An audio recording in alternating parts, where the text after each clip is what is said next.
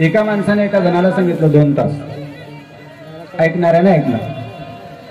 मग ऐकणं पूर्ण झालं नाही, याचं सांगणं पूर्ण झालं. मग त्या ऐकणाऱ्याने विचारलं, म्हणे का हो, हे जे 2 तासापासून तुम्ही आम्हाला सांगितलं, याचा सांगण्याचा तुमच्याशी किंवा माझ्याशी काही तसा काही संबंध आहे का? त्यांनी सांगितलं तसं काही नाही. म्हणे मग कशा करता सांगितलं? म्हणे टाइमपास. तुलाही वेळ होता, मलाही वेळ होता. तुम्ही निवांत आहात लोडशेडिंगमुळे, मी निवांत आहे, करा आपला टाइमपास. तसं महाराज तुम्ही हे जे भागवत आयोजित केलं हे नुसतं टाइमपास करणार आहेत 7 दिवस की काही त्याच्यातून निघणार आहे? असं आहे महाराज. रणांगणामध्ये जो शत्रूला जिंकतो त्याला शूर म्हणत नाही. ऐकताय ना आपण सगळेजण? रणांगणामध्ये जो शत्रूला जिंकतोत ना त्याला शूर नाहीत म्हणत. जो आपल्या इंद्रियांना जिंकतोत ना खऱ्या अर्थानं तो शूर आहे. रणांगणावर युद्धभूमीवर जिंकणं वेगळं आहे आणि आपल्या स्वतःच्या इंद्रियांना वर ताबा ठेवणं, त्यांना जिंकणं ही वेगळी गोष्ट आहे. जो दान करतो त्याला दाता म्हणत नाही. जो दान करतो ना त्याला दाता नाहीत म्हणत. मग कोणाला म्हणतात दाता? जो नीतीने कमावतो, कमाई त्याची नीतीने आहे आणि पुन्हा सन्मानपूर्वक समोरच्याला देतो, आदरपूर्वक समोरच्याला देतो, त्याला दाता म्हणतो. जो धर्माची व्याख्या अस्खलित सांगतो त्याला पंडित म्हणत नाही. जो धर्माची व्याख्या अस्खलित सांगतो त्याला पंडित म्हणत नाही. जो त्याचं स्वतः आचरण करतो आणि मग समाजाला सांगतो ना त्याला पंडित असं म्हणतात. जो लोकांचं मनोरंजन करतो, गोड बोलतो, लोकांना वाटेल, लोकांना पटेल, लोकांना रुचेल असं जो नुसतं सांगत राहतो त्याला वक्ता म्हणत नाही. जो समाजाच्या हिताचं सांगतो त्याला वक्ता म्हणतात. हितप्राप्नोतील वक्ता. वक्ता त्याला म्हणायचं की जो समाजाच्या हिताचं, कल्याणाचं सांगतो. नुसतं मनोरंजन करणं, गोड बोलणं वेगळं आहे आणि हिताचं सांगणं वेगळं आहे. तसं व्यासमहर्षी म्हणतायत इथं जे 7 दिवस मी तुम्हाला सांगणार आहे ते तुमच्या हिताचं आहे, त्याच्यात तुमचं कल्याण आहे आणि म्हणून तुम्ही ते ऐकलं पाहिजे. लोकांनी सांगितलं महाराज तुम्ही जे आम्हाला सांगणार आहेत ते आम्ही ऐकायचं आहे असं तुम्ही म्हणताय, ते आम्हाला करता येणं सोपं आहे का, शक्य आहे का? महाराज म्हटलं हो करता येईल. काय असतं, एक पेशंट डॉक्टरकडे गेला, वैद्याने त्याची नाडी वगैरे तपासली आणि सांगितलं म्हणे भाऊ तुम्हाला असा असा रोग आहे. नाही म्हणे ते तर पहिलेच डॉक्टरांनी सांगितलं. अमरावती पासून, नागपूर पासून मी मुंबई पर्यंत जाऊन रिटर्न आलो, सगळ्या डॉक्टरांचे तेच रिपोर्ट आहेत. म्हटलं मग याच्यावर इलाज आहे म्हणे माझ्याकडे, फक्त 2 दिवसात तुझं तब्येत चांगली होऊन जाईल, रोग एकदम नाहीसा. म्हणे 2 दिवसात? म्हणे हा. अहो पण मी तर आतापर्यंत 4 वर्ष याच्यात गमावले, 10-11 लाखापर्यंतचा खर्चही झाला, अजून त्याचा काहीच परिणाम नाही, तुम्ही म्हणता 2 दिवसात? म्हणे हा आपल्याकडे औषधच तसं आहे की 2 दिवसात तुमचा आजार बसलाच समजा. सांगा म्हणे लवकर मग बरं तुमची फी किती असेल? डॉक्टरांनी, वैद्याने सांगितलं म्हणे आपली फी ₹1 नाही, आपल्याला काहीच नाही पाहिजे म्हणे. अरे वा, तुमची ट्रीटमेंटची फ्री काहीच नाही म्हणे, अजिबात नाही, ₹1 देऊ नका म्हणे आणि 2 दिवसातच तुमचा आजार चांगला करतो. सांगा म्हणे लवकर. औषधसाठी मेडिकलमध्ये जाण्याची गरज नाही म्हणे, माझ्याकडेच आहे, द्या म्हणे मग लवकर. त्यावेळेला त्याने सांगितलं म्हणे औषध तर माझ्याकडेच आहे, ती औषध मी तुला देणार सुद्धा आहे, 2 दिवसात तुझा रोग सुद्धा नाही सावणार आहे. म्हटलं मग द्या लवकर. त्याने सांगितलं म्हणे त्याच्यासाठी दूध पाहिजे, ते जे औषध माझ्याकडे आहे ते ज्याच्यात घ्यायचं आहे त्याच्यात कशात घ्यायचं आहे? ते दुधाबरोबर, औषध दुधाबरोबर घ्यायचं आहे. त्याने सांगितलं ठीक आहे दूध घेऊन येतो. निघाला ते दूध घ्यायला. त्या वैद्याने बोलवलं म्हणे दूध आणून राहिला पण कशाचं, म्हशीचं पाहिजे की गाईचं पाहिजे की अजून कशाचं ते विचारतं का? सांगा म्हणे लवकर कशाचं पाहिजे महाराज. म्हणे आपल्याला वाघिणीचं दूध पाहिजे म्हणे आणि ते 1 लिटर दूध घे, माझ्याकडे औषध आहे, ते औषध मी त्याच्यात टाकतो, 2 दिवस फक्त तुला ते घ्यायचं आहे, तुझा आजार नष्ट झाला समजा. एकदम रोगमुक्त होऊन जाशील. त्याने सांगितलं पटलं महाराज आपल्याला. अरे अजून तुला औषध दिली नाही, तू औषध घेतली नाही, त्याचा परिणाम तुझ्या शरीरावर अजून झाला नाही, पटलं कसं काय? नाही म्हणे चांगलं पटलं. अरे कसं काय पटलं? म्हणे तुम्ही मला औषध घेण्याच्या आधी दूध आणायला पाठवून राहिले. कशाचं? वाघिणीचं. आणि वाघिणीचं दूध आणणं सोपंच आहे की नाही? वाघिणीकडे गेल्यानंतर वाघिणी स्वागतच करते आपलं, बरं झालं आले तुम्ही इकडे. महाराज वाघिणीचं दूध आणणं कठीण आहे, पराक्रम लागतो त्याच्यासाठी. त्याच्यासाठी महाराणा प्रताप लागतात.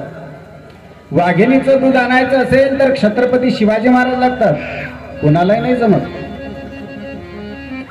पराक्रम लागतं.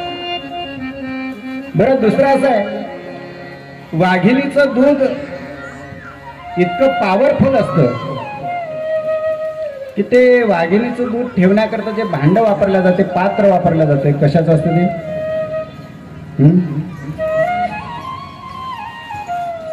सोन्याचं असते. तुम्ही जर स्टीलच्या भांड्यामध्ये किंवा चांदीच्या भांड्यामध्ये किंवा अन्य कुठल्याही भांड्यामध्ये वाघिणीचं जर दूध ठेवलं तर ते इतकं प्रभावी असतं, इतकं पॉवरफुल असतं की त्या स्टीलच्या किंवा चांदीच्या भांड्याला ते छिद्र पाडतं आणि त्याच्यातून निघून जाते. तुम्ही म्हणाल महाराज काही बोलता तुम्ही, एवढं मोठं स्टीलचं भांडण त्याला छिद्र पाडतं ती दूध? आम्हाला पटत नाही. तुम्हाला जर माझ्या बोलण्यावर विश्वास नसेल तर स्वतः प्रॅक्टिकली करून पहा.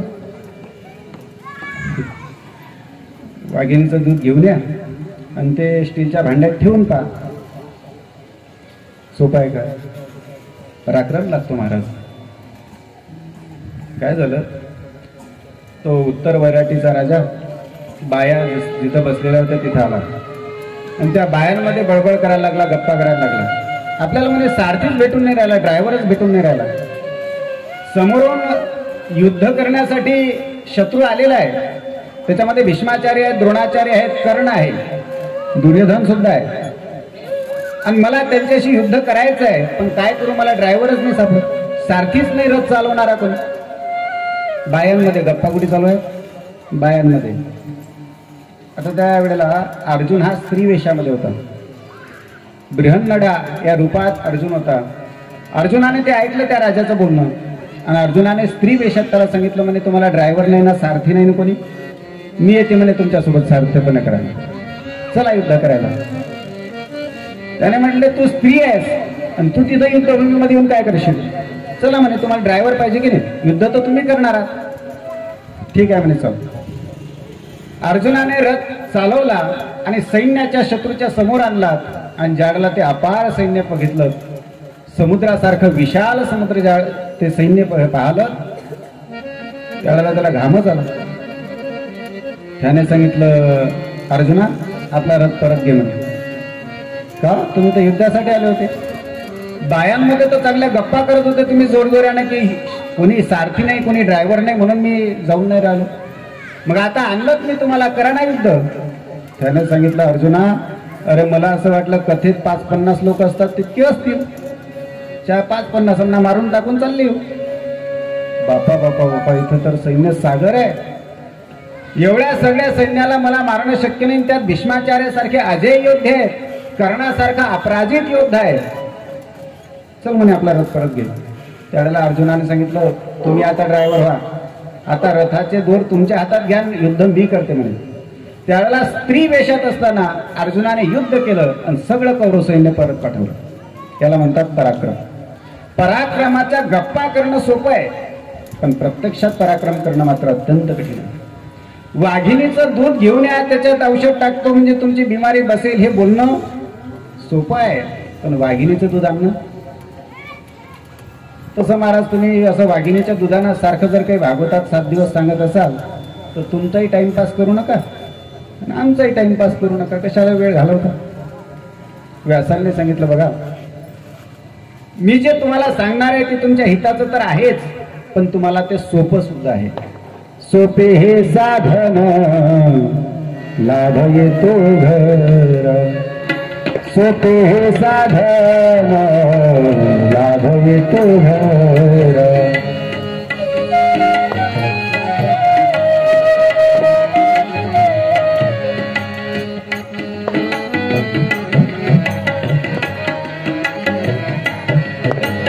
सोपे साधन लाभे तुझरा सोपे साधन लाभे तुझरा सोपे साधन वाढवी तुझरा सोपे साधन वाढवी तुझरा वाचसी उच्चारा राम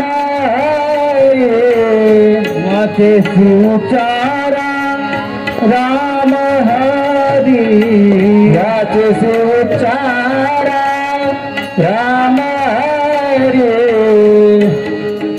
उच्चारा राम हरी सोपे साधन लाभे तुझरा सोपे साधन लाभे तुझरा सोपे साधन वाढवी तुझरा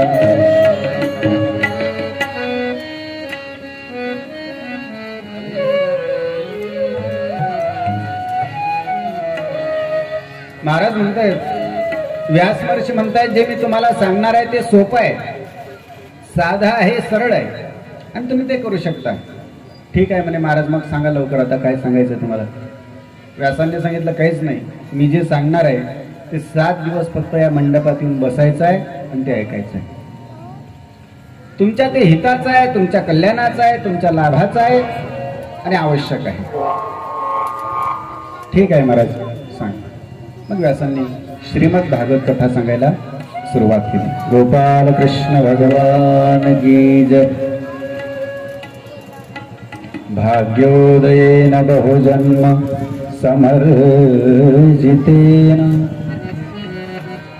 सत्संगमं च लभते पुरुषो यदा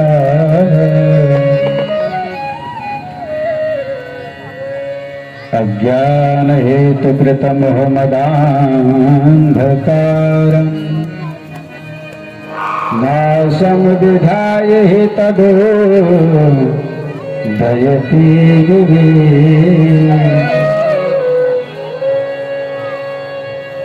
महाराज म्हणतात आपल्याला भागवत कथा ऐकण्यासाठी सुद्धा भाग्य लागतं आहे की नाही श्रीमद भागवत कथा श्रवण करण्यासाठी काय लागतं भाग्य लागतं आणि एका जन्माचं नाही लागत बहुजन्म समर्जितेन अनेक जन्मामध्ये जे तुम्ही सत्कर्म केलं चांगलं कर्म केलं दान धर्म केला एखाद्या गरीबाची सेवा केली असेल जे काही तुम्ही सत्कर्म केलं ते अनेक जन्माचं ज्यावेळेला उदयाला येतात ना त्याच वेळेला माणूस भागवताच्या मंडपात येऊन बसतो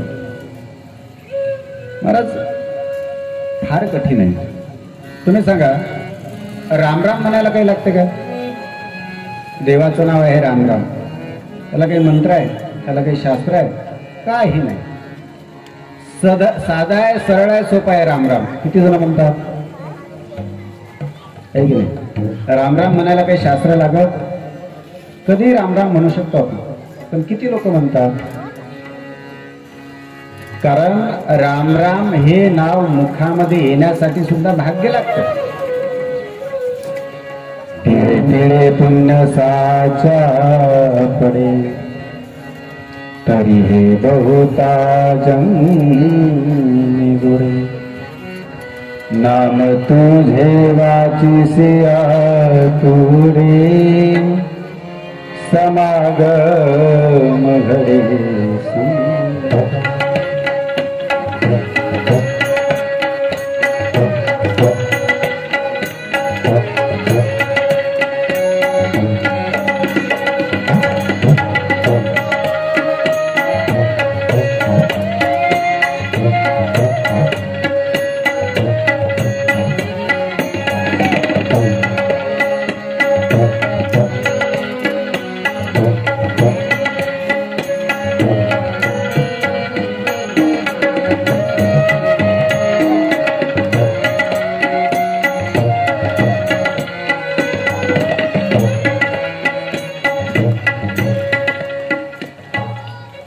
तिडे तिडे पुण्य साचाकडे आहे की नाही तरी हे बहुता जन्मी जोडे नाम तुझे वाचेसी आतुडे समागम घडे संतांचा. देवाचं नाव राम राम म्हणायला काही शास्त्र लागत नाही, काही मंत्र लागत नाही, पण तरी किती लोक म्हणतात रोज, किती लोक नित्यनेमानं देवाचं नाव घेतात.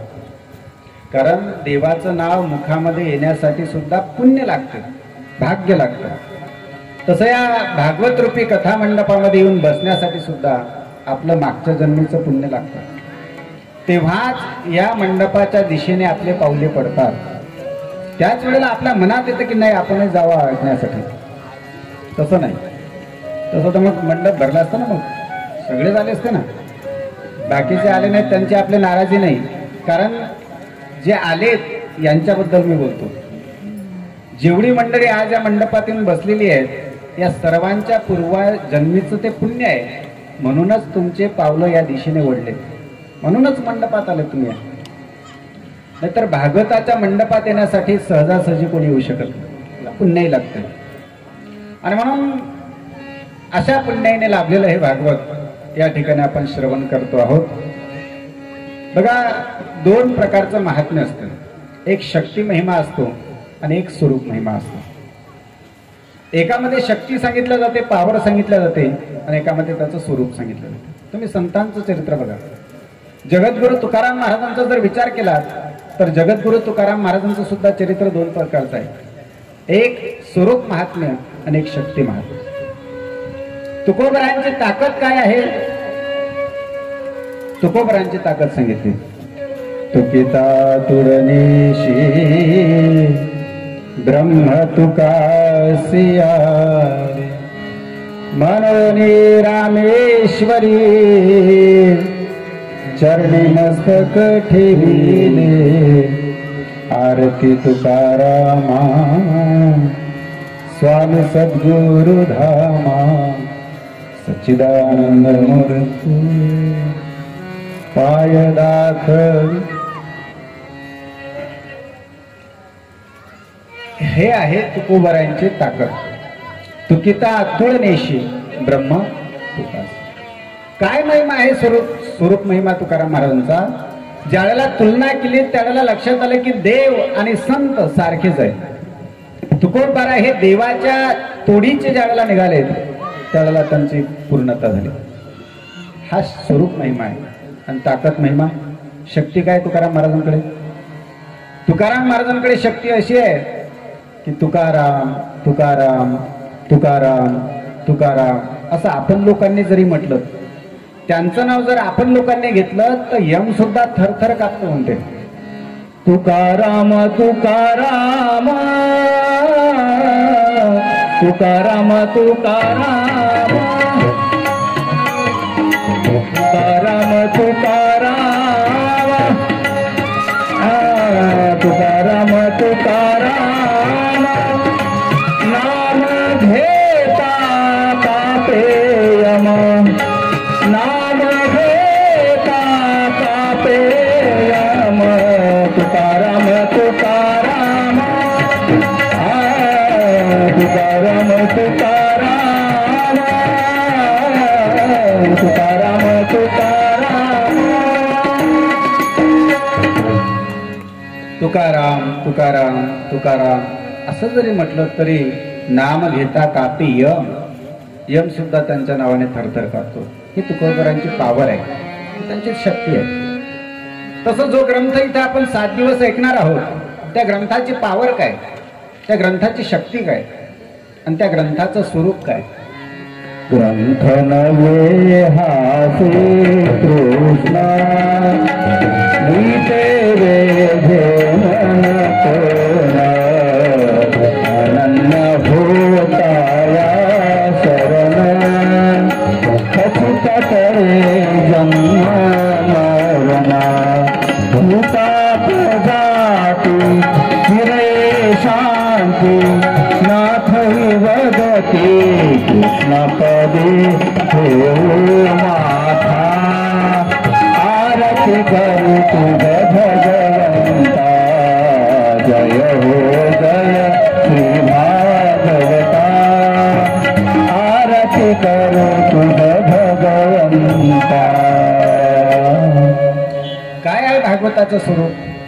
ग्रंथ नव्हे हा श्रीकृष्ण, गीते विधी मन पूर्ण, अनन्य होता या शरण, खचित तळे जन्म मरण, त्रिताप जाती चिरे शांती, नाथ हि वदती कृष्णपदी ठेवू माथा, आरती करू तुझ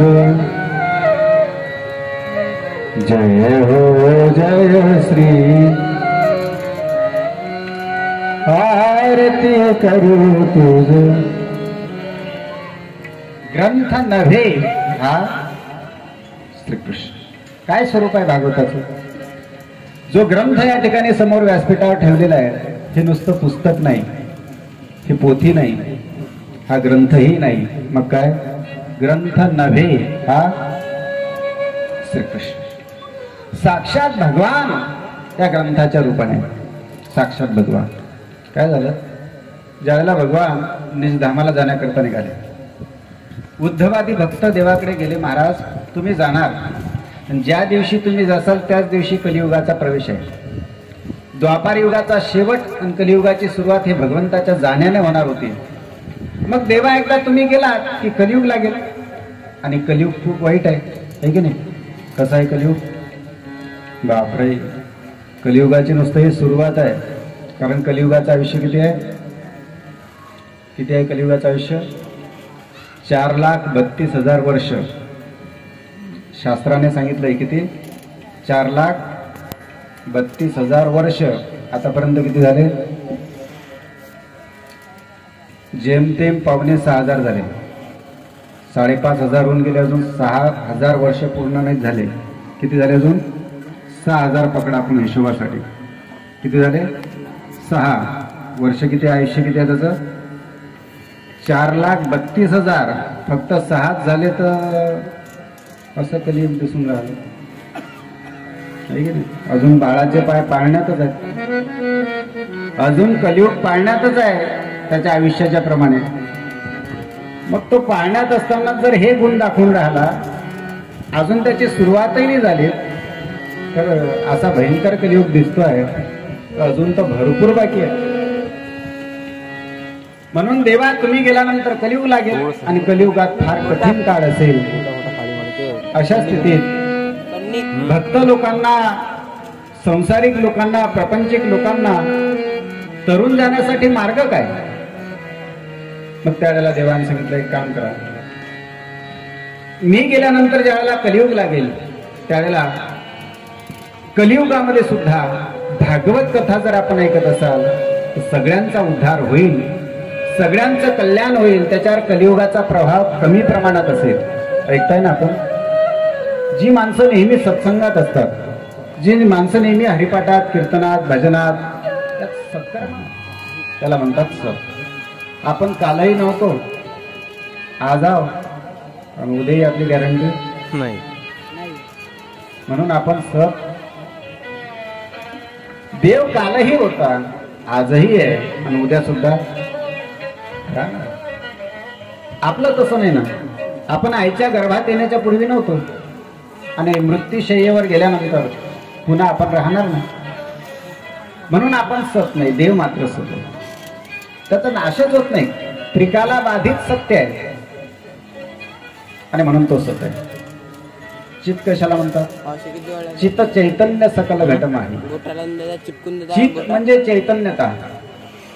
बघा, आपण सत्स्वरूप तर नाही, पण चित स्वरूपही आपण नाही आहोत, चित सुद्धा आपल्याकडे नाही, ते देवाने दिलेलं आहे म्हणून बरं आहे, आणि म्हणूनच आपण घरात राहतो, आपण सगळेजण घरात राहतो की नाही, ते देवानं दिलेलं चित आहे म्हणून राहतो। ज्या दिवशी त्याचं ते चित काढून घेईल, आत्मस्वरूप तत्व तो काढून घेईल, त्या दिवशी लोक आपल्याला घरात ठेवणार, लोकांतील काढा लवकर बाहेर। आता काय करा? बाहेर काढा घराच्या। का काढा बाहेर? कारण त्याच्यामध्ये असलेलं आत्मतत्व निघून गेलंय, म्हणून आपण सत्स्वरूप तर नाही, चित स्वरूप सुद्धा आपण नाही. ते देवानं दिलेलं चैतन्य आहे आपल्याकडे, आणि ते जोपर्यंत आहे तोपर्यंतच लोक आपल्याला विचारतात, तोपर्यंतच सगळेजण आपल्याला रामराम करतात. एकदा त्याने त्याची सत्ता काढून घेतली की मग मात्र कोणी विचारत. आणि आनंद बघा, पैशाने माणसाला फॅसिलिटीज मिळतात, सुविधा मिळतात. ऐकतोय ना आपण, पैशाने काय मिळतं? सुविधा. खूप गरमी होऊन राहिली बा, पंखा लावा. जास्त पैसा आहे, कूलर लावा. त्याच्यापेक्षाही जास्त पैसा आहे, एसी लावी. म्हणजे पैशाने सुविधा मिळतात, फॅसिलिटीज मिळतात. आनंद मिळते का पैशाने? आणि खरंच जर पैशाने आनंद मिळाला असता की नाही, मग तो फक्त श्रीमंतांकडेच राहिला असता. तुकडोजी महाराजांनी हे पद्धती म्हटलंच नसतं, या झोपडीत माझ्या आनंद आनंद साठवेना, या झोपडीत माझ्या, या झोपडीत माझ्या.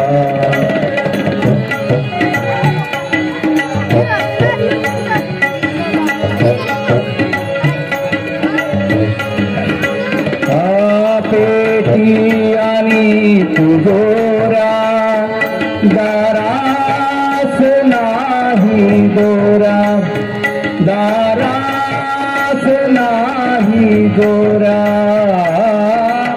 पेटी आणि तिजोरा, पेठेची होती चोरा, दारास नाही दोरा, दारास नाही दोरा.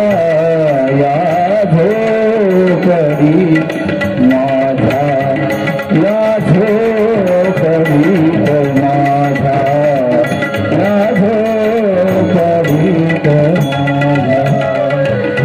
भूमीवरी पडावे, ताऱ्याकडे पहावे. भूमीवरी पडावे, ताऱ्याकडे पहावे. प्रभु नाम नित्य गावे, प्रभु नाम नित्य गावे. या झोपडीत माझ्या, या झोपडीत माझ्या, या झोपडीत माझ्या. आनंद जर पैशाने मिळाला असतात ना, तर सगळे टाटा, बिर्ला, अंबानी, अजून जे अदानी वगैरे जे असतील त्यांच्याचकडे राहिला असतात. किंवा श्रीमंत आहे, खूप श्रीमंत आहे, मग आनंद कुठे मिळेल? गरिबांकडे आनंदच राहिला नसता. म्हणून पैशाने सुविधा मिळतात, आनंद नाही मिळत. आनंद फक्त देवाकडे मिळतो, आनंद फक्त संतांकडे मिळतो. आणि म्हणून आनंद स्वरूप देव आहे, आणि त्याला जर आपण जोडल्या गेलो, त्याच्याशी जर आपण जोडलो, तर मग आपल्याला सुद्धा आनंद मिळू शकतो. सत, चित आणि आनंद स्वरूप देव आहे. आणखी काय आहे? तो विश्वोत्पत्त्यादी हितवे. या संपूर्ण विश्वाची सृष्टी, संपूर्ण विश्व, संपूर्ण सृष्टी जो निर्माण करतो, पालन करतो आणि संहार सुद्धा करतो, आहे की नाही? बरेच लोकांचं असं मत आहे हे सगळं प्राकृतिक आहे, नैसर्गिक आहे, याच्यासाठी काही देवाची गरज लागत. सगळं होते आपोआप, प्रकृतीनुसार होते, निसर्गानुसार होते, त्याला काय देव कशाला लागतो? देव वगैरे काही नाही, ते सगळं आपोआप चालतं सगळं. बघा, एक साधी गोष्ट आहे. आता कुटुंब किती लोकांचं राहिलं? 20 ते 25 जण एका कुटुंबात आहेत सध्या आता, आहे की नाही? प्रत्येक कुटुंबात किती लोक राहतात? 20 ते 25 इतकेच राहतात की नाही? किती राहतात? बस, हम दो हमारे दो, हम दो हमारा. इस्टेट भेटली पाहिजे ना त्याला, आपल्या पोराला इस्टेट भेटली पाहिजे. हम दो हमारा आणि पुढे चालून आमदो आम्हाला इथंच स्पेशल तिकडे जायचं कामच नाही, सगळा इथंच बनून जाईल. अर्थात कुटुंब पद्धती 4 लोकांची आहे फक्त. आता एका कुटुंबात आई वडील नाहीत राहत, आई वडील वेगळे राहतात, फक्त पती पत्नी आणि 2 लेकरं. 4 जणांचं कुटुंब आहे. मग ते त्याच्यात कोणीतरी चालवणारा असतो कुटुंब प्रमुख म्हणून की ते आपोआप चालतं. 4 जणांचं घर, 4 जणांचा परिवार तसाच चालते की त्यांचा कोणीतरी कुटुंब प्रमुख असतो, कोणीतरी ते घर चालवणारा असतो की तसंच चालते. साधा विचार आहे. 4 कुटुंबाचं घर, 4 जणांचं जर घर असेल, परिवार असेल, तर त्याला चालवणारा कोणीतरी कुटुंब प्रमुख आहे की नाही? आहे, लागतो. कुटुंब प्रमुख नसेल तर ते घर चालू शकत नाही. मग साधी गोष्ट आहे, 4 जणांचा परिवार चालवण्याकरता जर कुटुंब प्रमुख लागत असेल, एवढं विश्व चालते, असंच चालत असेल का? एवढं सगळं जगत चालून राहिलं, एवढे सगळे व्यवहार चालून राहिले, असंच चालून राहिले का? कोणीतरी करता आहे की नाही त्याचा? कहो वह कौन है, बोलो वह कौन है, कहो वह कौन है, बोलो वह कौन है,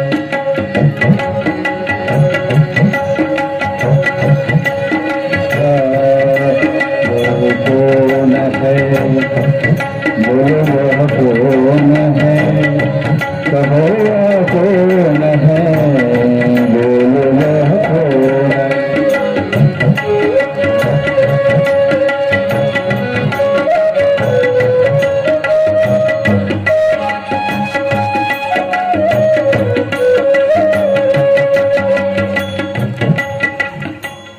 सांगा ना मग तो कोण आहे? कहो वह कौन है, बोलो वह कौन है, कहो वह कौन है, बोलो वह कौन. सूरज की लाली में और चंदा की उजियाली में, जो है हरियाली में, वृक्षों की डाली में, शिशु की बोली में, कोयल की मधुर कुहक में, कहो वह कौन है, बोलो वह कौन आहे? मग तो जो हे सगळं चालवतो. Where is God not God जर आपण म्हणत असू तर मग हे सगळं चालते कोणाच्या भरोशावर?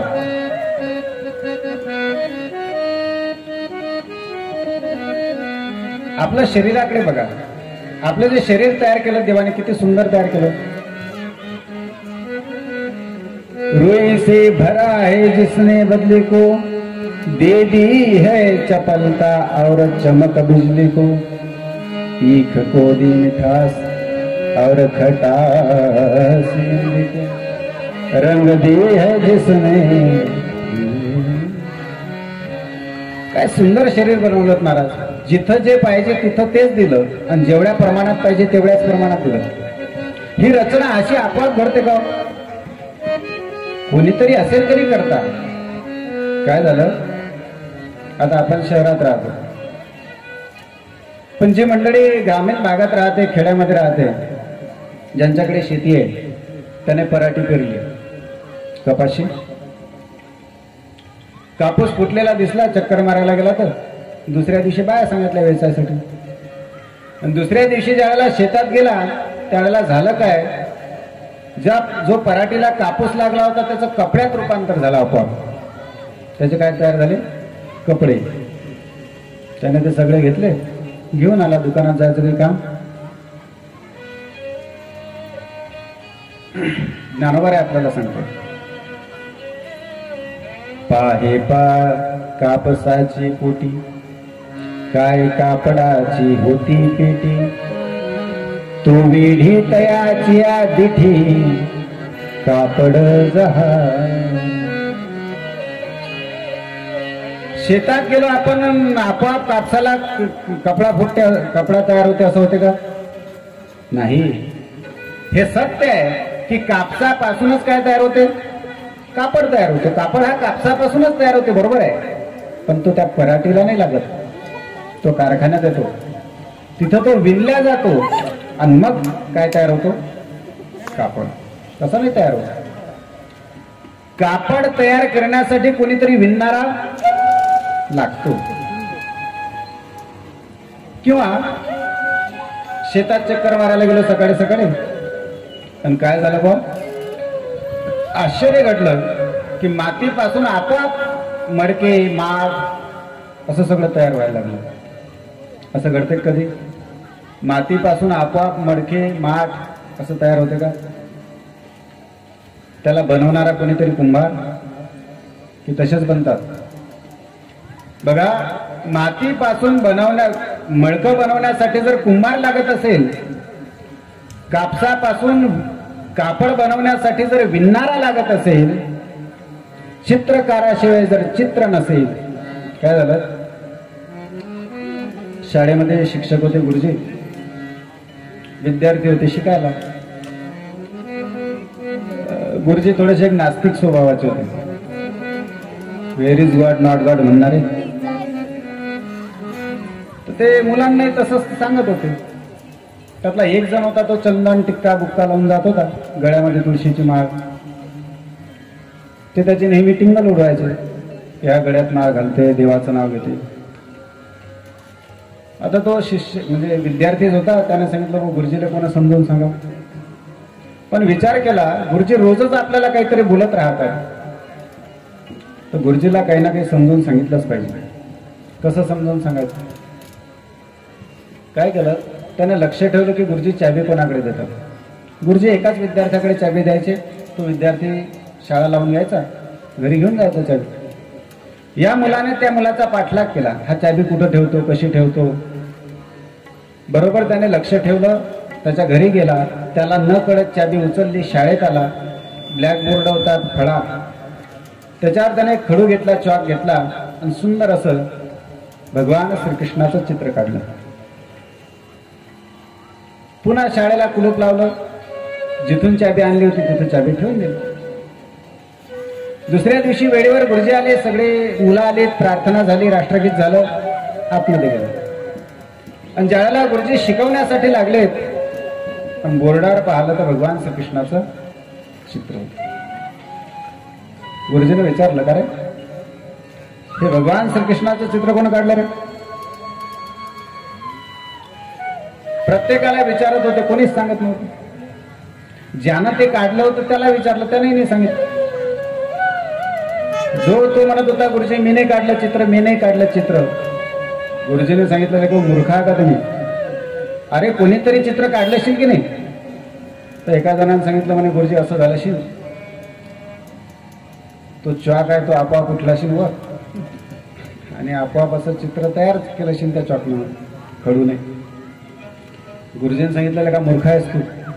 अरे ज्या अर्थी या बोर्डावर चित्र आहे, त्या अर्थी तो चित्र काढणारा कोणीतरी चित्रकार, तसं चित्र असूच शकत नाही. ज्या अर्थी चित्र आहे ना, त्या अर्थी चित्रकार. त्या पोराने गुरुजीला समजून सांगितलं, मग गुरुजी जर चित्रकाराशिवाय चित्र नसेल, विणणाऱ्याशिवाय जर कपडा नसेल, अलंकार घडवणाऱ्याशिवाय जर अलंकार नसतील, कुंभाराशिवाय मडके नसतील, तर गुरुजी एवढं मोठं जगत घडलं याचा करता कोणीतरी असेल की नाही? कोणीतरी. मग त्या दिवशी गुरुजीने मान्य केलं, भोगडा बरोबर आहे तुझं. कारण सहज आहे, चित्रकार नसेल तर चित्र असूच शकत नाही, विणणारा नसेल तर कापड बनूच शकत नाही, कुंभार नसेल तर मडकं घडवूच शकत नाही. आपोआप काही मातीतून मडकं तयार होत नाही, आपोआप काही सोन्याचे अलंकार घडत नाहीत, त्याला घडवणारा कोणीतरी लागतो. तसं एवढं विश्व घडून राहिलं, कोणीतरी करता आहे, आणि तो देव आहे. वही जनरेटर है, वही ऑपरेटर है, वही क्रिएटर है, वही डिस्ट्रॉयर है. त्या सगळ्या जगाचं ऑपरेटिंग, त्या सगळ्या जगाची सगळं डिस्ट्रॉयर पासून सगळं तो करणार आहे. आणि म्हणून तो देव आहे. अशा देवाला तापत्रय विनाश आहे. जो तीनही तापाचा नाश करणार आहे. 3 ताप आहेत जगतामध्ये. एक शारीरिक ताप. डॉक्टरकडे गेलो, डॉक्टरने चेक केलं, म्हणे भाऊ तुमचं 104 डिग्री आहे, औषध घ्यावे लागेल. हा शारीरिक ताप आहे. काही वातावरणातला ताप असतो, जसं सध्या चैत्र वैशाख चालू झाला आणि ज्या पद्धतीने ऊन तापतंय, खास करून अकोल्यामध्ये, अकोला जिल्ह्यात तपस्वीच लोक इतके आहेत, मला असं वाटतं की खूपच तपश्चर्या करतात. गंमत तपश्चर्या का सगळं ऊन अकोल्यातच येऊन बसतं. हा वातावरणातला ताप आहे. आणि तिसरा आहे मानसिक ताप. ज्या पोऱ्यासाठी इतकं कमावलं, ज्या पोऱ्यासाठी एवढं सगळं कमावून बसलो, ते पोट्टच वाईट मार्गाने निघलं, ते पोट्टच माझ्या म्हटलं आज ऐकत नाही. हा मानसिक ताप आहे. तर शारीरिक ताप असेल, वातावरणातला ताप असेल किंवा मानसिक ताप असेल, या तीनही तापातून तो दूर करणार आहे, तो देव आहे. आणि असा जो देव आहे, श्रीकृष्णाय वयम नमः, अशा भगवान श्रीकृष्णाला व्यास महर्षी म्हणतायत आम्ही सगळेजण नमस्कार करतो. गोपाल कृष्ण भगवान. 9:30 वाजतायत. 10ला 5 मिनिटं असताना आपली कथा पूर्ण झालेली असेल दररोज. आज थोडा उशीर झाला तरी, आणि रोज सुद्धा 10ला 5 मिनिट असतानाच आपला आरती सहित सगळी कथा पूर्ण झालेली असेल. ठीक 7 ते 10 या दरम्यान आपली कथा असेल. बघा, ही कथा आयोजित का करायची? हे जे मंडळ आहे, काकडा आरती मंडळ, चिंतामणी नवदुर्गा उत्सव मंडळ, यांनी हा उठाठेव केलात कशासाठी? काय गरज होती याची? आहे की नाही? पैसाही चालला, वेळही चालला. जेवढे कार्यकर्ते या मंडळाचे आहेत सगळे बिझी आहेत. सगळ्यांकडे आपापला धंदा आहे, आपापला उद्योग आहे. मग तरीही माणसं गेल्या 15 दिवसाच्या आधीपासून, शिबिरात तर आहेतच, पण ते शिबिर सुरू होण्याच्या 15 दिवस आधीपासून रोज फिरतायत, रोज लोकांकडे वर्गणी जात आहेत, लोकांचे लोक स्वागतही करतात. ठीक आहे. काही शब्द सुमनांनी करतात, काही थोडंसं शिवीगाळांनी करतात, बोलतातही लोक. याची काय गरज आहे? नसतं केलं तर काय चाललं झालं असतं. मग कशासाठी करायचं हे सगळं? हा, विनाकारणच चालू आहे की नाही? पैसाही जाऊन राहिला, वेळही चालली. का करायचं?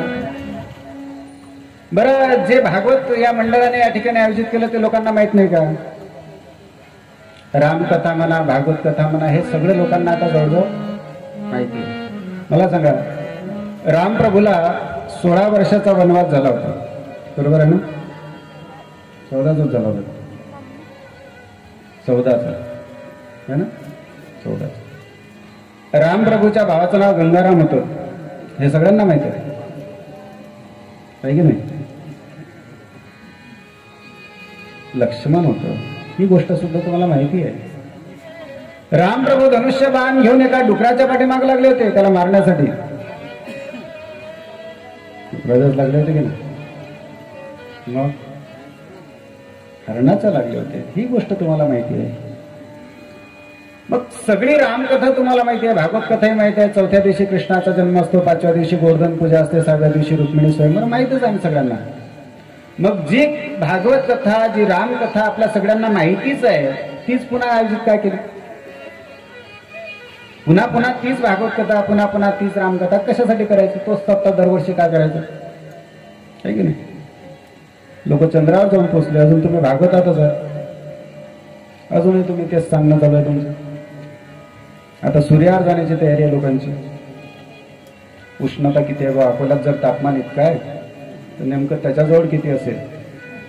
चालू आहे तयारी काही जणांची. तर का तीच भागवत कथा पुन्हा पुन्हा करता आयोजित? कशासाठी करायची? दरवर्षीच भागवत कथा का करायची बा? एकदा केली ना, झाली ना एकदाची. बरं, भागवत कथेला वर्ष किती झाले?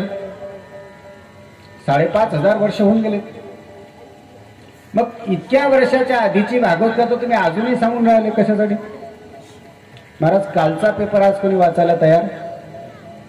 कालचा जर पेपर असेल, पेपर हातात घेतल्यावर माणसं पहिले तारीख पाहतात. काय आजच्या तारखेचा असेल तर वाचतात, आणि ते जर कालची तारीख दिसली की ठेवून देतात, म्हणजे तो शिळा झाला.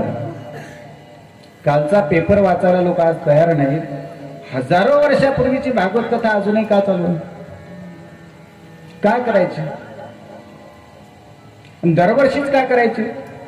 त्या दिवशी महाराजांनी सांगितलं की कमीत कमी 3 वर्ष तरी या ठिकाणी या शाळेमध्ये शिबिर झालं पाहिजे. मग दरवर्षीच शिबिर का? दरवर्षीच भागवत कथा का? एकदा केले की संपत नाही का? मला सांगा, तुम्ही लोक जेवण 8 दिवसातून एकदाच करत असता की नाही? एकदा जेवलं की 8 दिवस असंच असतं की नाही आपलं? रोज 8 दिवसातून एकदा जेवता की रोज? रोज रोज एका वेळेवर भागते आपलं की नाश्ता वेगळा? मग रोजच आपण जेवण का करतो? बरं, जेवणात तरी आपल्या काही बदल असते का? फारसा 30 भाजी असते, 30 पोळी असते, 2-4 भाज्या बदलतात आपल्या. 30 पोळी, 30 भाजी, तोच भात, 30 कढी. संध्याकाळी आला जेवायला बसला, सगळं दिवसभराचं ऊन अंगावर घेतलेलं, गरम झालेला होता, आणि रात्री उशिरा आला 10च्या पुढे. आता रात्री 10च्या पुढे लग्न झालेला माणूस जर घरी आला आणि त्याची आई जर असेल, ऐकताय ना आपण, ज्याचं लग्न झालेलं आहे आणि ज्याची आई आहे अजून, असा माणूस रात्री 10च्या पुढे जर घरी आला तर दरवाजा कोण उघडते? कोण उघडते?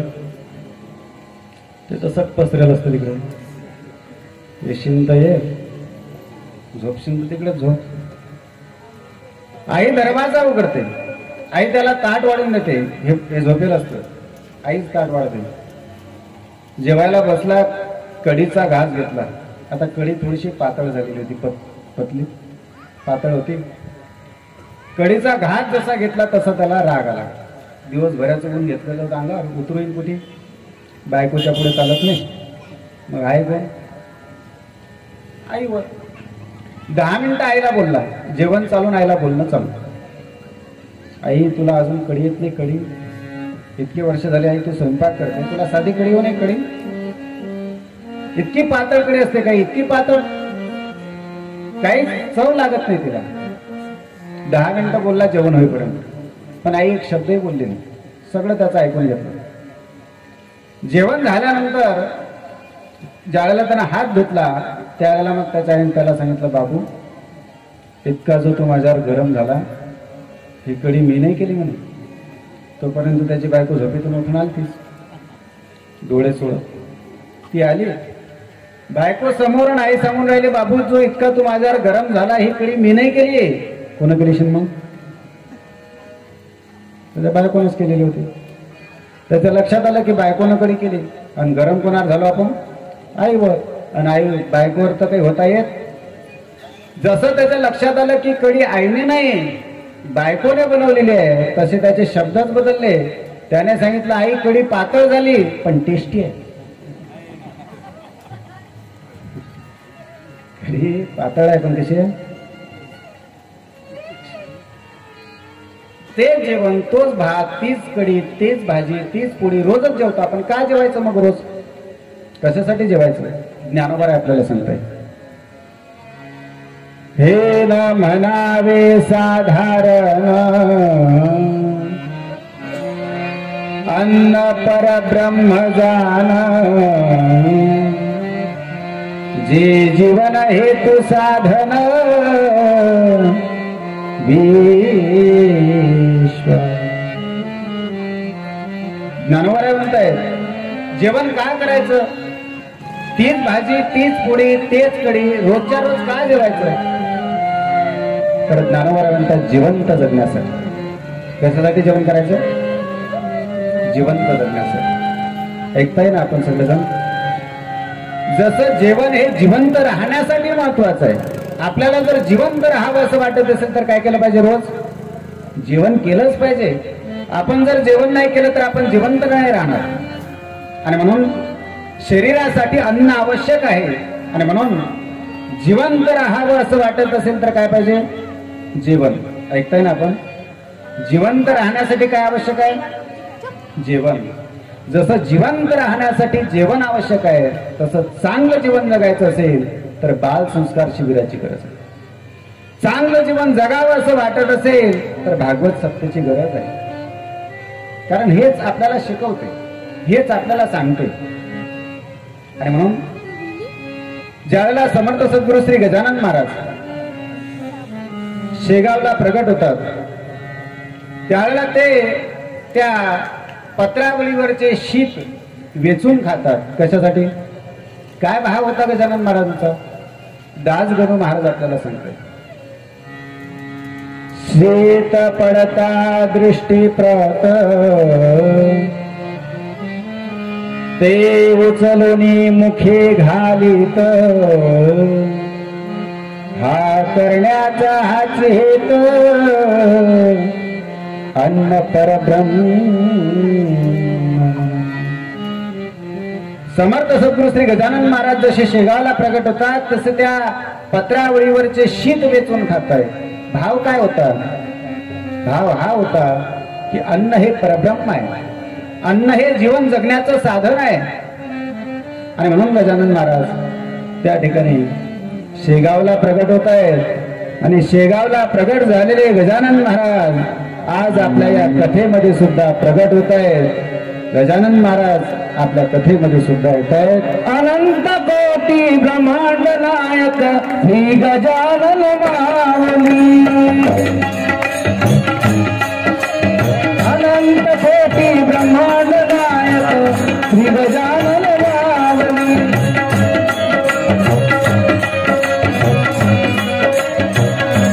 अनंत कोटी ब्रह्मांड नायक श्री गजानन माऊली. जय हो जय हो. टाळी वाजवा विनय करायचं. गण गण गणात बोलते बोला श्री गजानन माऊली. गण गण गणात बोलते बोला श्री गजानन माऊली. अनंत कोटी ब्रह्मांड नायक श्री गजानन माऊली. श्री गजानन माऊली. श्री गजानन माऊली. गण गण गणात बोलते बोला श्री गजानन माऊली. गण गण गणात बोलते बोला श्री गजानन माऊली. ब्रह्मांड नायक श्री गजानन. श्री गजानन माऊली. अनंत कोटी ब्रह्मांड नायक श्री गजानन माऊली. शेगाव निवासी योगी राणा श्री गजानन माऊली. अनंत कोटी ब्रह्मांड नायक श्री गजानन माऊली. गण गण गणात बोलते बोला श्री गजानन माऊली. अनंत कोटी ब्रह्मांड नायक श्री गजानन माऊली. अनंत कोटी ब्रह्मांड नायक श्री गजानन माऊली. गण गण गणात बोलते बोला श्री गजानन माऊली. श्री गजानन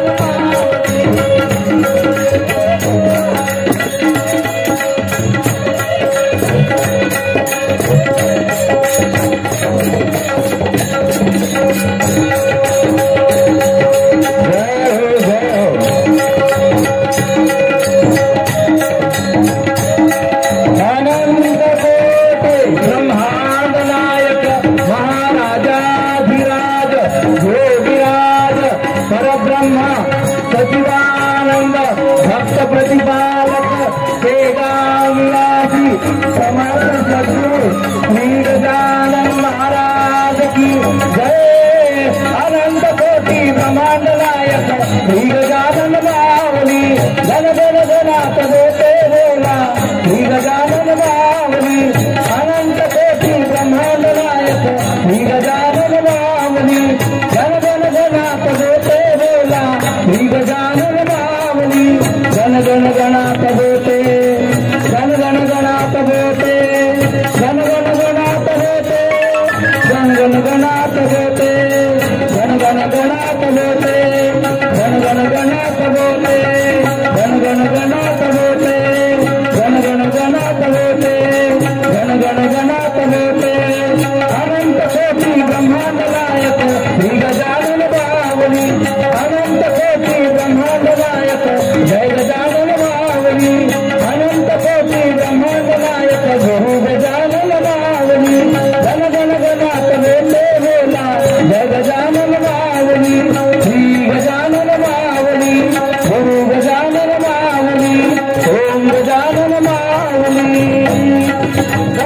गगनात होतो